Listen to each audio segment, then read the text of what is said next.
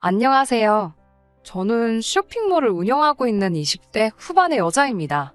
지금의 남편과 결혼한 지는 3년 차이고요. 아이는 아직 없습니다. 아이를 안 가지려던 건 아닌데 일에 대한 욕심이 있어서 좀 미루다 보니 벌써 이렇게 되었습니다. 저를 낳아주신 생부는 제가 2살이 되던 무렵 돈 벌어온다는 말만 남기고 집을 나갔다고 들었습니다. 졸지에 혼자가 돼버린 제 어머니께서는 돈이 되는 일이면 더러운 일, 굳은 일 가리지 않고 닥치는 대로 하며 저를 키우셨다고 해요.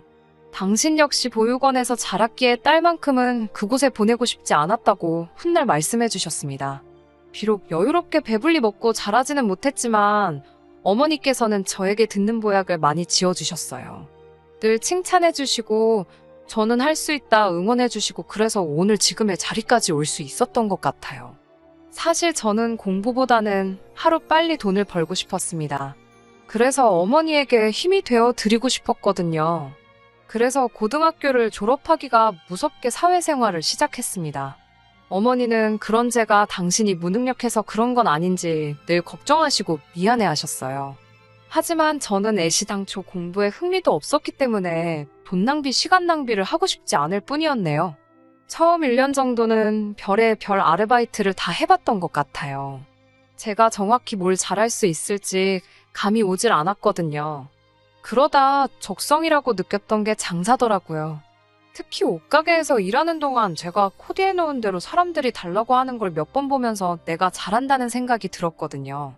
생각해보면 10대 때 비록 비싼 옷은 사입지 못했지만 그래도 늘 친구들한테 옷 잘 입는다는 소리를 듣고 살았거든요. 그래서 옷을 떼다 팔아봐야겠다는 결심을 하게 되었습니다. 하지만 막상 장사를 시작하려니 미천이 필요하더라고요. 그래서 먼저 1,000만 원을 모아야겠다는 계획을 세웠습니다. 갓 20살이 된 애가 할 수 있는 일이 많지는 않았어요. 그래서 낮에는 카페에서 일하고 밤에는 동네 고깃집에서 설거지를 하면서 돈을 벌었습니다. 용돈벌이로 아르바이트를 하는 친구들과 달리 저는 생활비도 보태야 했기 때문에 돈을 모으는 게 쉽지만은 않았습니다. 그래도 목표하는 바가 있었기에 힘들거나 지친다는 생각은 하지 않았어요. 어머니도 기왕 마음먹은 거 최선을 다해보라고 하셨고요. 그렇게 한 달을 일하면 당시 제 손에 떨어지는 수입은 100만 원 남짓이었어요.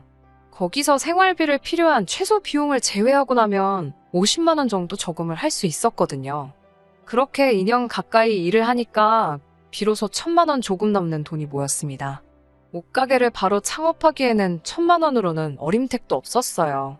그래서 먼저 온라인 쇼핑몰을 시작하게 되었습니다. 아이템당 5장, 10장 정도로만 떼다 팔다 보니 이윤을 많이 남길 수가 없었어요. 게다가 아무리 아닌 척해도 초짜인 티가 났는지 도매시장에 가면 무시도 많이 당했고 바가지도 쓰고 그랬거든요. 그래서 처음 6개월은 돈을 벌기는커녕 간신히 적자를 면하는 수준이었습니다. 그러다 결국 1년을 못 버티고 망했습니다. 하지만 7.8기라는 말이 있듯이 저는 포기하지 않았습니다. 이번에는 방법을 바꿔서 도매시장에서 먼저 아르바이트를 시작했어요. 도매시장 일이 어떻게 돌아가는지를 배우면서 상인들과도 얼굴을 제대로 텄고 성실하고 싹싹하게 일하는 저를 예쁘게 봐주는 분들도 생기기 시작했어요. 그렇게 쌓은 인맥과 신뢰로 다시 쇼핑몰을 열었습니다. 처음에 실수했던 부분도 보완해가면서 하니까 이번엔 조금씩 이윤이 나더라고요. 그때 제 나이가 24살이었습니다. 그리고 그때 지금의 남편도 만났고요. 남편은 당시 도매시장 근처에서 분식집을 하고 있었어요. 아무래도 제가 새벽에 일을 하다 보니 식사 시간이 굉장히 들쑥날쑥하기도 했고 제대로 앉아서 식사할 상황이 못 됐거든요. 그러다 보니 분식을 거의 주식처럼 먹는 날이 많았고요. 남편은 낮에는 알바생을 썼지만 밤에는 안전 문제도 있고 해서 자기가 직접 나온다고 했어요. 우리는 나이대도 비슷했기 때문에 금세 편하게 말을 놓고 친구처럼 지내기 시작했습니다. 그러다 제 일이 어느 정도 자리를 잡아갈 무렵 저에게 정식으로 만나보지 않겠냐고 하더라고요. 사실 20대의 절반을 오로지 돈을 벌겠다는 목적만 가지고 달려오다 보니 지쳐있기도 했었거든요. 그래서 남편과 사귀면서 조금 평범한 20대의 생활을 누려보고 싶었던 것 같아요. 그렇게 저희는 사귀게 되었습니다. 가끔 영화도 보고 교외 지역으로 드라이브를 가긴 했지만 크게 달라진 건 없었어요. 둘 다 당장 먹고 사는 일이 바빴기 때문에요. 그렇게 2년 정도 만났을 무렵 남편이 저에게 한 집에 살면 그래도 더 자주 볼 수 있지 않겠냐며 애둘러서 결혼하자고 말하더라고요.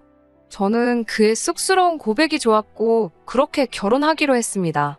친정 어머니에게 결혼 상대가 생겼다고 하자 어머니는 이제 자기는 정말 할 도리를 다한 것 같다면서 너무 기쁘다고 행복하다고 하셨어요. 당시 제 사업도 제법 자리를 잡아가고 있었거든요. 비로소 어머니에게 자랑스러운 딸이 된 것 같았고 앞으로 더 잘 사는 모습을 보여드리겠다고 몇 번이고 스스로 다짐했던 기억이 지금도 나네요. 결혼 이야기가 나오면서 자연스레 남편의 상황을 파악하게 되었습니다. 남편에게는 혼자이신 시어머니와 남편보다 2살 어린 시누가 있었습니다. 시아버지는 남편이 10대였을 때 지병으로 돌아가셨다고 들었어요. 시어머니는 현재 따로 하시는 일은 없고 소유하신 작은 상가에서 한 달에 나오는 150만 원의 수입으로 생활을 하신다고 했고요. 시누는 저와는 1살 차이였는데 따로 일은 하지 않고 시어머니에게 용돈 받아 쓰고 가끔 남편이 주기도 하고 그런다더라고요. 지금 셋이서 작은 아파트에 살고 있는데 그 아파트는 전세라고 했습니다. 결혼해도 시댁에 따로 경제적 도움은 주지 않아도 된다고 남편이 호언장담을 했습니다. 저 또한 친정 어머니는 내 힘으로 챙길 테니 당신은 신경 쓰지 않아도 된다고 했고요. 그래도 사실 부부 사이에 어떻게 칼로 무자르듯 당신 어머니, 내 어머니 선을 그을 수 있겠나 싶었습니다. 상황에 따라 맞춰가며 사는 거지라고 생각했고요. 그런데 그건 저 혼자만의 생각이었나 봅니다. 결혼을 하고 나서도 사실 신혼을 즐길 새가 없었습니다. 쇼핑몰이 자리를 잡기 시작했을 무렵 큰 사고가 있었기 때문이에요. 2주 동안 2,000장 이상 판매된 청바지가 물빠짐이 심하다며 고객들로부터 항해 전화가 쏟아졌어요. 분명히 샘플을 받았을 땐 아무렇지 않았는데 이해할 수가 없었어요. 하지만 공장에 가서 상황을 살피다가 공정 중 빠진 부분이 있다는 걸 알아냈습니다. 공장 쪽에서는 자기들의 실수라는 걸 인정하면서도 어쩌지를 못하더군요. 손님들은 환불해달라고 난리였고 공장도 작은 공장이라서 제가 결제 대금을 주지 않으면 도산할 판이었죠. 저는 손님과의 신의도 중요했고 공장 식구들도 모른 척 할 수가 없어서 결국 제가 손해를 다 끌어안고 가기로 했습니다. 그때 손해본 금액은 상상할 수 없을 만큼 컸고요. 당장 쇼핑몰이 망해도 이상할 게 없는 상황이었습니다. 저는 결국 남편에게 정말 미안한데 조금만 도와줄 수 없겠냐고 2천만 원이라도 도와주면 급한 불은 끌 수 있다고 빌듯이 부탁했어요. 마침 그때 남편 친구가 빌려갔다가 갚은 여유 자금이 있다는 걸 알고 있었거든요. 그런데 남편이 우리 돈으로 서로 부담 주지 않기로 하지 않았냐면서 아무리 부부 사이여도 돈 문제로 저와 얽히고 싶지는 않다고 미안하다며 거절을 했어요. 약속을 했던 것도 기억하고 있었고 남편의 입장도 이해는 했지만 그래도 서운한 마음이 컸습니다. 게다가 시모까지 나서서 너는 네 남편 새벽까지 오뎅 팔고 떡볶이 팔고 하는 걸 보고도 돈 달라는 소리가 나오냐면서 그러니까 이참에 그 옷 파는 거 때려치고 남편도 와서 음식이라도 날르라고 하시더군요.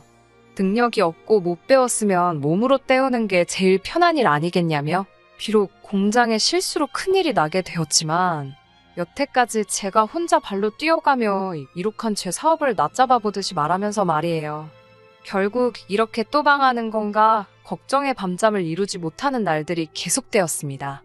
그리고 정말 망했다 생각하던 그때 그 환불 사태가 전화위복이 되었더라고요. 환불을 받은 손님들은 제 쇼핑몰은 믿을 수 있는 곳이라고 생각하게 되었다면서 여기저기 좋은 소문을 내주기 시작했습니다. 공장장과도 이 일을 계기로 끈끈한 인연을 맺게 되었고요. 그래서인지 한 달도 지나지 않아 쇼핑몰 매출은 급격하게 늘어나기 시작했습니다. 그렇게 되고 1년 정도 지나니까 생각보다 훨씬 많은 돈이 모였습니다. 그러면서 제가 가장 먼저 한 일은 친정 어머니에게 24평 신축 아파트를 사드리는 것이었어요. 어머니는 다 큰딸에게 부담을 주기 싫다면서 처음엔 한사코 거절하셨지만 제가 엄마, 나도 남편이랑 다투거나 그러면 언제든 달려갈 수 있는 친정이 있으면 좋겠다고 제발 받아달라고 했습니다. 그제서야 어머니는 너무 고맙다면서 딸 키운 보람이 있다고 좋아하시더라고요. 하지만 이 일을 알게 된 시어머니와 남편은 난리가 났습니다. 아무리 제가 번 돈이어도 가정이라는 울타리 안에서 이젠 출가회인인 여자가 어떻게 시어머니도 아니고 남편도 아니고 친정 어머니를 제일 먼저 챙길 수 있냐고요. 듣고 있는데 정말 어이가 없어서 제가 번 돈으로 절 낳아주시고 길러주신 어머니에게 효도하는 게 왜 이렇게 욕을 먹을 일인지 이해가 안 된다고 받아치자 남편이 저더러 양심이 있으면 생각을 해보래요. 콩 한쪽도 나눠 먹는 거라고 어려서 안 배웠냐면서 가진 게 있으면 다 같이 나눠야지 왜 한 사람한테만 몰아주냐는 거예요. 그러더니 시어머니가 긴 말 할 거 없고 이렇게 된 거 뭐 사돈한테 집을 내놓으라고 할 수는 없는 거 아니냐면서 네 신우가 독립하고 싶다니까 어디 작은 오피스텔이나 하나 사주라는 게 아니겠어요. 저는 순간 제 귀를 의심했어요. 제가 뭐라고요라며 만문하자 젊은 애가 귀가 어둡냐면서 네 신우 오피스텔 해주라고 얘도 뭐 하나는 있어야 시집을 갈 거 아니냐면서요. 제가 아니 신우는 지금 어머님이랑 같이 사는데 오피스텔이 왜 필요한 거며 그걸 제가 왜 사줘야 하는지 모르겠다고 했어요. 그러자 야, 네 남편 여동생이면 너한테도 여동생이나 마찬가지고 가족끼리 그 정도도 못 해주냐면서 기적의 논리를 펼치시더라고요. 그래서 제가 그럼 당신이 사주라고 나는 못 사주겠다고 하니까 저더러 너 이렇게 욕심 많은 여자였냐고 그래요. 그래서 제가 당신 내가 그때 한 번만 도와달라고 했을 때 부부끼리 돈으로 얽히기 싫다고 하지 않았냐고 근데 왜 이제 와서 이러냐고 하니까 한마디도 못 하더라고요. 그러더니 치사하게 그러지 말고 그냥 결혼할 때 못한 혼수랑 예단한다 생각하고 사주면 되지 않냐고 그래요. 제가 세상 어느 누가 혼수랑 예단으로 오피스텔을 가져오냐고 그렇게는 절대 못하겠다고 그러니 그럼 집은 됐고 멋들어진 외제차라도 한 대 뽑아주래요. 자기 여동생 기 살려준다면서 말이에요. 저희 둘 결혼할 때 둘 다 먹고 살기 빠듯해서 보증금 5천에 70짜리 월세 살고 있거든요. 그 보증금 5천도 반반했고요. 돈이 벌리는데도 이사를 안 갔던 이유는 제가 어려서부터 월세와 전세를 전전하다 보니 이사에는 이골이 난 상태였어요. 그래서 사실 올해나 내년에 적당한 30평대 아파트가 있으면 대출을 조금 끼더라도 자가로 사서 이사를 하려고 했거든요. 그때 남편 분식집도 정리하게 하고 저랑 같이 일하자고 하려고 했고요. 그런데 남편과 시모 그리고 신우는 제 이런 속마음도 모르고 제가 돈 얼마 벌었다고 당장 이거 내놔라. 저거 내놔라 저를 뜯어먹을 궁리로 아주 난리더군요. 그제서야 이 사람들이 나를 호구로 보고 있다는 생각이 들었어요. 제가 막말로 남 좋은 일 시키려고 이렇게 죽기 살기로 열심히 살아온 게 아닌데 왜 이렇게 부당한 대우를 당해야 하는지 싶었고 그런 생각이 들기 시작하니까 가슴에서 분노가 걷잡을 수 없이 일었습니다. 저는 남편에게 그럼 그냥 헤어지자고 했어요. 내가 네 여동생 오피스텔 해주려고 이렇게 악으로 깡으로 버티면서 여기까지 온 줄 아냐고요. 내가 그래도 시모고 쉬느라 용돈도 늘 넉넉히 주고 너 분식집 장사 안 되는 거 알아도 생활비 달라고 안 했다고. 그런데 이제는 뭐 집을 사라 차를 사라 너 정말 미친 거 아니냐고 막 퍼부었습니다. 그리고는 남편에게 나는 이제 니한테 호구 잡혀서는 안 살 거니까 분식집 장사 열심히 하면서 살려고 했어요. 그제서야 남편이 아차 싶었는지 자기가 시모한테 이야기해서 사과시킬 거고 만약에 저한테 다시 힘든 일이 생기면 그때는 예전 같지 않을 거라며 제발 다시 한번 기회를 달라고 하더군요. 하지만 더 이상 제 귀에 그 사람이 떠드는 소리는 사람 소리로 안 들리더라고요. 그리고 저는 그날부로 그 월세방에서 나와 엄마 집에 있으면서 계속해서 사업에 몰두하고 있습니다. 얼마 전에는 기업으로부터 백화점에 입점시키고 싶다는 제안도 받았고요.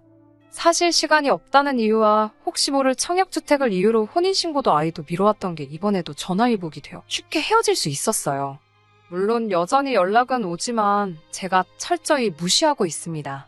알고 지내는 도매 사장님들 말씀으로는 분식집이 망하기 일보 직전이라고 하더라고요.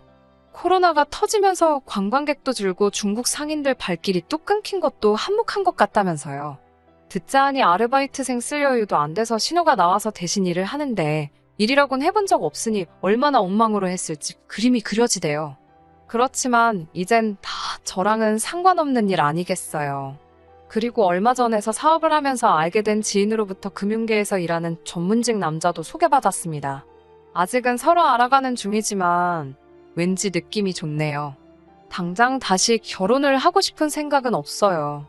단지 20대가 끝나기 전 다시 한번 봄같이 따뜻한 사랑을 해보고 싶기는 해요. 다사다난했던 20대의 복잡한 끈들이 어서 빨리 정리가 되어 30대에는 안정적인 생활을 할 수 있기를 스스로 기도해봅니다.